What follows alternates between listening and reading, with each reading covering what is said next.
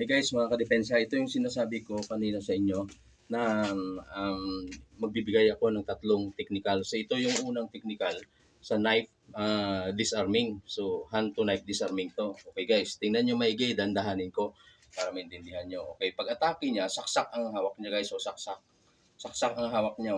So atake sa sayo, hands up ka lang. Pag hands up mo guys, pag atake niya, pak!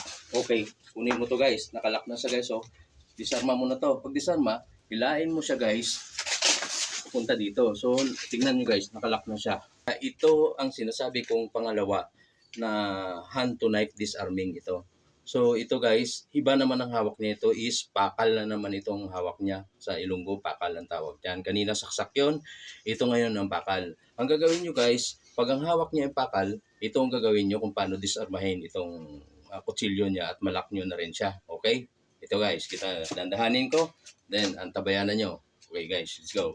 Okay, pagpakal niya guys, yan, pakal. Kita mo, pakal guys, oh, pakal. So ngayon, ang mangyari yan dyan, unsap ka pa rin. Pag unsap mo guys, pag atake niya pakal, pak! Oh, doon ka na guys, okay? Kita mo, disarma mo ito guys. Pag disarma, tapon mo na yan. And then, pak! Ilak mo yan, ang ulo niya. O, tingnan, nandun na siya sa ilalim guys, oh, nakalak ko. Tingnan mo, hindi siya makagalaw dyan.